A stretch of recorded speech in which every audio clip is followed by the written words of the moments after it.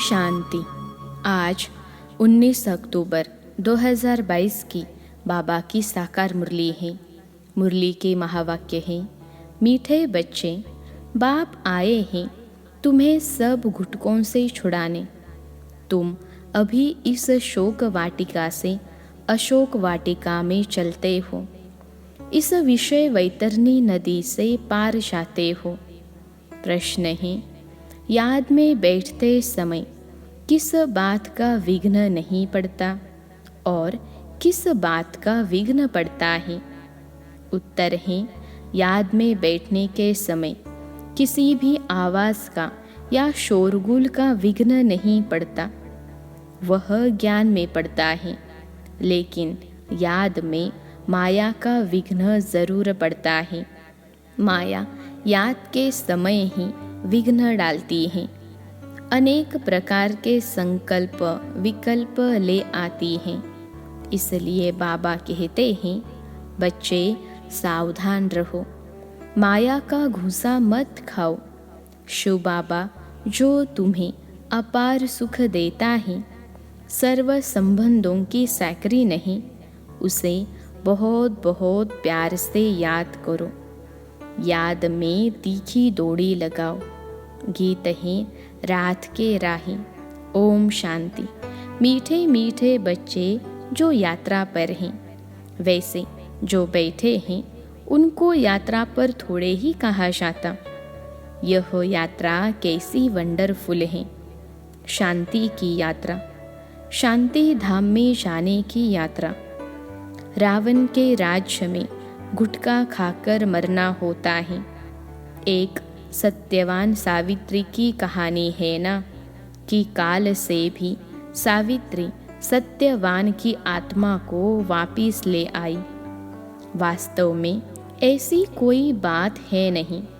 बाकी आधा कल्प काल खाता है, अंत में गुटखा आता है ना। रावण जिसको वर्ष वर्ष जलाते रहते हैं, वह हमारा दुश्मन है, यह नहीं जानते। बाबा कहते हैं, मैं आया हूँ तुमको शोक वाटिका से निकाल अशोक वाटिका में ले जाने। जहाँ गुटखा खाना नहीं है, यहाँ तो अनेक प्रकार के गुटके हैं। माँ बाप पति बच्चों के गुटके खाते रहते हैं, पति विकार में फंसाते हैं, बाप आकर इन सब गुटकों से छुड़ाते हैं और नई दुनिया में ले जाते हैं। अभी आत्मा के पंख टूट गए हैं, आत्मा उड़ नहीं सकती, फिर याद की यात्रा नहीं कर सकते हैं।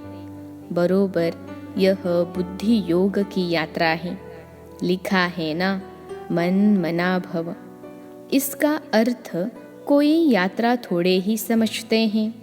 कहते हैं, राम ने बंदरों की सेना ली और बंदरों ने पुल बनाई। बंदर पुल कैसे बनाएंगे? यह तुम्हारी याद के यात्रा की पुल बन रही है, जिस पुल से तुम विषय वैतरणी नदी पार हो जाते हो। बाप इस नदी में तैरना सिखलाते हैं।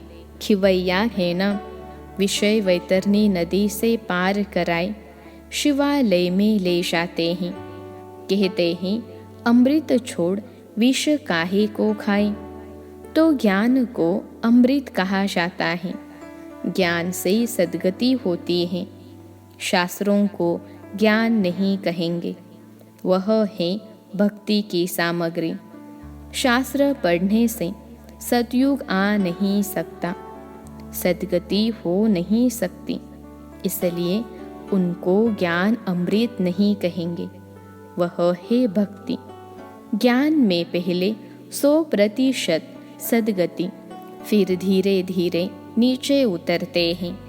यह नहीं कहेंगे कि सतयुग में भी दुर्गति होती है, वहाँ दुर्गति का नाम नहीं होता। कलयुग में सबकी दुर्गति होती है।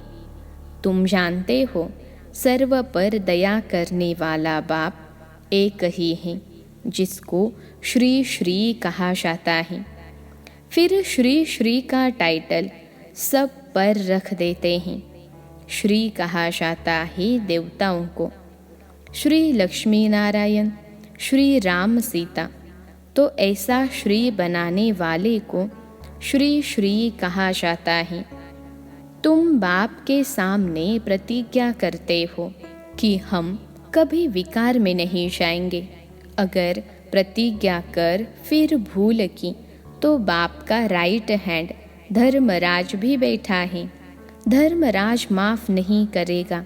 बाप भी गुप्त, ज्ञान भी गुप्त, मर्तबा भी गुप्त। यह सिर्फ तुम बच्चे ही जानते हो कि हमको श्रीमत देने वाला कोई मनुष्य हो नहीं सकता। प्रजापिता ब्रह्मा द्वारा बाप रचना रचते हैं। प्रजापिता सूक्ष्म वतन में तो होता नहीं, जरूर यहाँ ही होगा। तुम बच्चे समझ गए हो कि ब्रह्मा इस समय ब्राह्मण हैं। इनको भविष्य में बादशाही मिलती हैं। देवताएं पति दुनिया में तो राजाई कर न सके, तो पुरानी दुनिया का विनाश चाहिए। विनाश होना भी है जरूर। अभी थोड़ी देरी है।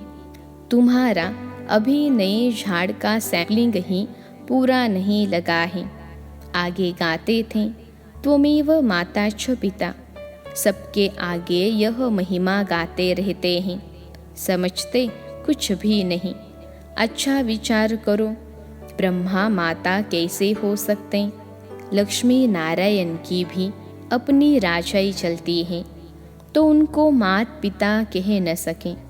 तो इस समय परमपिता परमात्मा प्रैक्टिकल में मात पिता का पार्ट बजा रहे हैं। फिर भक्ति मार्ग में महिमा गाई जाती है। उसमें भी पहले पहले शिव बाबा को त्वमेव माता च पिता कहते हैं। पीछे लक्ष्मी नारायण, सीता राम सबको कहते रहते। अक्ल तो कुछ है नहीं। शिव बाबा है सैक्रीन।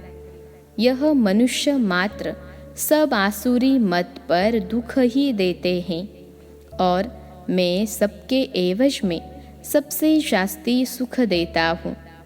मैं दाता हूँ। मैं तुम बच्चों को श्रीमत देता हूँ कि बच्चे, तुम जितना याद की यात्रा पर रहेंगे, स्वदर्शन चक्र फिराएंगे, कमल फूल समान बनेंगे, उतना ऊंच पद पाएंगे। इन अलंकारों का अर्थ कोई समझा न सके। अलंकार तुम ही धारण करते हो। निशानी विष्णु को दे दी है। तीसरा नेत्र भी देवताओं को दे दिया है। वास्तव में तीसरा नेत्र भी तुमको मिलता है। त्रिनेत्री, त्रिकालदर्शी अक्षर है ना। इसका अर्थ भी इस समय तुम आत्मा की बुद्धि में है। आत्मा की बुद्धि में ही सब कुछ रहता है। मेरी आँख, नाक, कान भी शरीर नहीं कहता है। आत्मा कहती है यह मेरा शरीर रूपी महल है। आत्मा को मालूम पड़ा है कि मुझ आत्मा में 84 जन्मों का पार्ट नूंदा हुआ है। कितनी गुप्त बातें हैं। आत्मा को रॉकेट भी कहते हैं। जिस आत्मा को शरीर छोड़ लंदन में जाना होगा तो सेकंड में चली जाएगी। उन्होंने कितना तीखा रॉकेट बनाया है जो सुबह चले तो शाम को पहुंच जाए। आगे स्टीमर में 3-4 मास लग जाते थे। अभी भी स्टीमर में 1 मास लग जाता है। एरोप्लेन में 1 दिन। परंतु आत्मा बहुत तीखा रॉकेट है जो 1 सेकेंड में पहुंच जाती है, जो कोई भी देख न सके। तुम आत्मा का ऑलराउंड पार्ट है। अच्छा, परमात्मा का पार्ट क्या है? द्वापर से मेरा साक्षात्कार कराने का पार्ट है। जो जिस भावना से मुझे याद करता है उनकी मनोकामना पूर्ण करता हूँ। अभी मेरा ज्ञान देने का पार्ट है। पतितों को पावन बनाने का पार्ट है। तुमको मास्टर नॉलेजफुल गॉड के बच्चे मास्टर गॉड बनाता हूँ। जिन्होंने कल्प पहले पुरुषार्थ किया था वही करेंगे। बच्चे कहते हैं कल्प पहले आए थे, अब फिर से वर्षा ले रहे हैं। किसके पास? मात पिता के पास। सरस्वती सबकी माता है, उनकी माता यह ब्रह्मा, इनकी माता तो कोई है नहीं। शिव बाबा खुद कहते हैं तुम मेरी वन्नी यानी पत्नी हो। तो फिर मैं कहता हूँ पति बिगर खाना मैं कैसे खाऊंगा? तो अच्छा, शिव बाबा और हम दोनों इकट्ठे खाते हैं, नशा तो रहता है ना। तुम भी खुद कहते हो कि बाबा दलाल बन आया है अपने साथ सगाई कराने। तुम श्रीमत पर परमात्मा के साथ सबकी सगाई कराते हो। पंडितों ने जो विकार का हथियाला बांधा है वह बाप कैंसल कराते हैं। बाप कहते हैं तुम ज्ञान चिता पर बैठो तो गोरे बनेंगे, काम चिता पर बैठ तुम काला मुंह क्यों करते हो? श्याम सुंदर का अर्थ तुम जानते हो, श्री कृष्ण ही सुंदर, अभी तो वह भी श्याम है। अब बाप ने आकर अपना परिचय दिया है, तुम हो पतित पावन गॉड फादर के स्टूडेंट। तो यह पाठशाला है, पाठशाला में पढ़ाई होती है, मेहनत करनी पड़ती है, और उन सत्संगों में मेहनत नहीं है।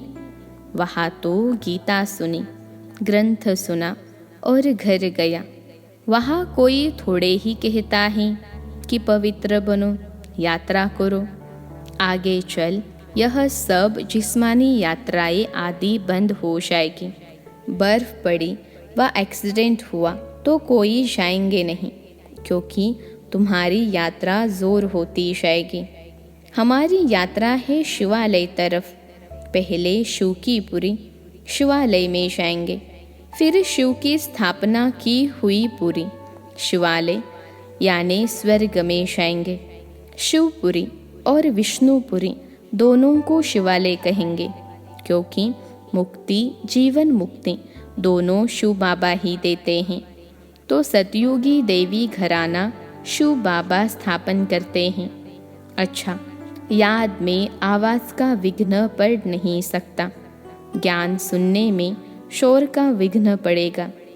मनुष्य तो कहते हैं शांति करो, नहीं तो याद में विघ्न पड़ेगा, परंतु योग में आवाज़ विघ्न नहीं डालता, विघ्न डालती है माया।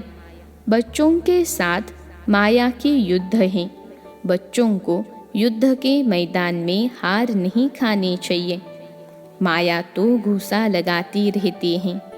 माया ने नाक पर घूसा लगाया तो यह गिरा, फिर खड़े हुए, फिर नाक पर लगाया तो यह गिरे।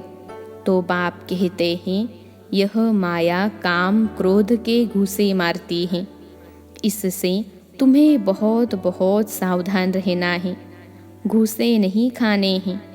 अच्छा, मीठे मीठे सिखिलते बच्चों प्रति माता पिता बाप दादा का याद प्यार और गुड मॉर्निंग। रूहानी बाप की रूहानी बच्चों को नमस्ते। हम रूहानी बच्चों की सिखिलते रूहानी माता पिता बाप दादा को याद प्यार, गुड मॉर्निंग और नमस्ते बाबा नमस्ते।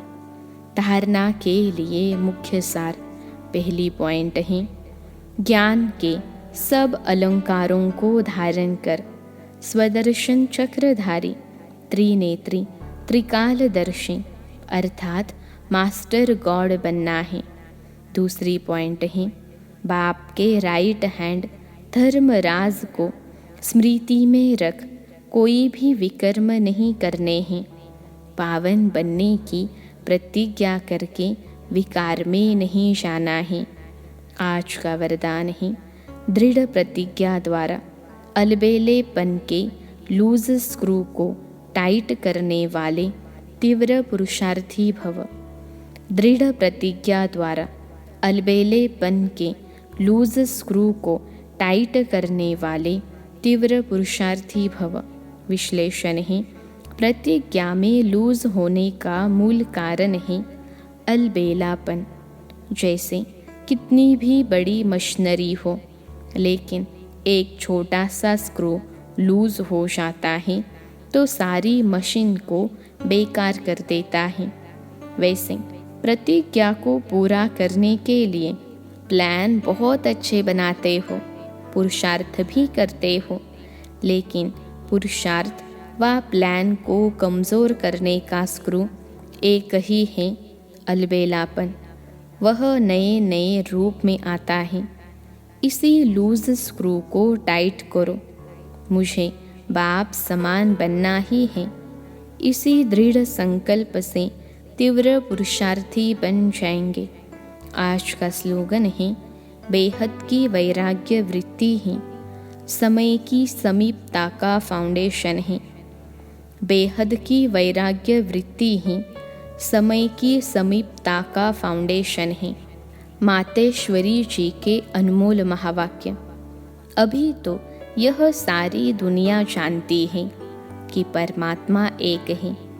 उस ही परमात्मा को कोई शक्ति मानते हैं, कोई कुदरत कहते हैं, मतलब तो कोई न कोई रूप में ज़रूर मानते हैं। तो जिस वस्तु को मानते हैं अवश्य वह कोई वस्तु होगी, तब तो उनके ऊपर नाम पड़े हैं। परंतु उस एक वस्तु के बारे में इस दुनिया में जितने भी मनुष्य हैं उतनी मतें हैं, परंतु चीज़ फिर भी एक ही है। उसमें मुख्य 4 मतें सुनाते हैं। कोई कहता है ईश्वर सर्वत्र है, कोई कहता है ब्रह्म ही सर्वत्र है, कहते हैं सर्वत्र ब्रह्म ही ब्रह्म है। कोई कहता ईश्वर सत्यम माया मिथ्यम, कोई कहता ईश्वर है ही नहीं, कुदरत ही कुदरत है। वो फिर ईश्वर को नहीं मानते। अब यह है इतनी मतें। वो तो समझते हैं जगत प्रकृति है, बाकी कुछ है नहीं। अब देखो, जगत को मानते हैं, परंतु जिस परमात्मा ने जगत रचा उस जगत के मालिक को नहीं मानते। दुनिया में जितने अनेक मनुष्य हैं उनकी इतनी मतें। आखिर भी इन सभी मतों का फैसला स्वयं परमात्मा आकर करता है। इस सारे जगत का निर्णय परमात्मा आकर करता है। अथवा जो सर्वोत्तम शक्तिवान होगा वही अपनी रचना का निर्णय विस्तार पूर्वक समझाएगा। वही हमें रचता का भी परिचय देते हैं और फिर अपनी रचना का भी परिचय देते हैं। कई मनुष्य ऐसे प्रश्न पूछते हैं, हमको क्या साबती है कि हम आत्मा हैं? अब इस पर समझाया जाता है, जब हम कहते हैं अहम आत्मा उस परमात्मा की संतान है, अब यह है अपने आप से पूछने की बात। हम जो सारा दिन मैं कहता रहता हूँ, वह कौन सी पावर है? और फिर जिसको हम याद करते हैं वो हमारा कौन है? जब कोई को याद किया जाता है तो ज़रूर हम आत्माओं को उन्हों द्वारा कुछ चाहिए। हर समय उनकी याद रहने से ही हमको उस द्वारा प्राप्ति होगी। देखो, मनुष्य जो कुछ करता है ज़रूर मन में कोई न कोई शुभ इच्छा अवश्य रहती है। कोई को सुख की, कोई को शांति की इच्छा है, तो ज़रूर जब इच्छा उत्पन्न होती है तो अवश्य कोई लेने वाला है, और जिस द्वारा वो इच्छा पूर्ण होती है वो अवश्य कोई देने वाला ज़रूर है। तभी तो उनको याद किया जाता है।